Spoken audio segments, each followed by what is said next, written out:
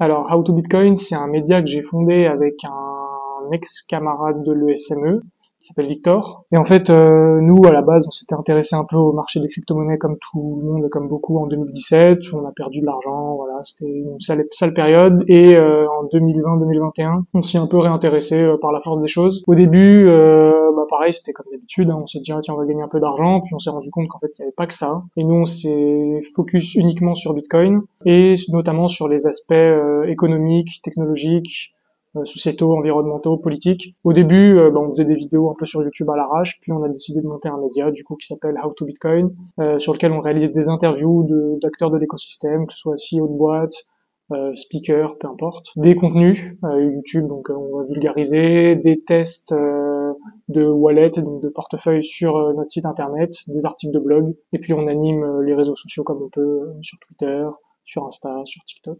Et en sachant qu'avec How to Bitcoin, on génère pas de revenus. Donc c'est vraiment, on fait ça en fonds propres, bénévolement. Et au début, on n'a jamais voulu faire de contenu en mode vous allez devenir riche, acheter et voilà. C'est vraiment pas notre idée. Nous, c'est de faire de l'éducation, c'est d'expliquer tous les principes qu'il y a derrière. Et en fait, on va donner une conférence là, dans quasiment une demi-heure sur le sujet. C'est d'expliquer plus quel est le problème qu'on peut rencontrer dans notre société, plus que d'expliquer la solution, parce que ça peut être Bitcoin, comme ça peut être l'or, comme ça peut être n'importe quelle autre solution, et nous on se focus vraiment sur l'aspect monétaire. Et en fait, c'est un peu la monnaie, c'est un peu la pierre angulaire de tous les échanges qu'on a entre nous, et c'est un sujet très méconnu qu'on étudie pas vraiment à l'école, pas vraiment dans les études supérieures, à moins de faire un cursus spécialisé. Et je trouve que ça aide vachement à comprendre le monde, et ça manque de contenu, justement. Il y a beaucoup de contenus caricaturaux concrètement sur Internet, donc on a pris un peu le truc à contre-pied. Il y en a qui le font, et on a voulu rajouter notre pierre à l'édifice et de faire de l'éducation à notre niveau. Hein. On prétend pas être expert de tout, mais quand on partage des choses, on essaie de faire en sorte que ce soit bien fait.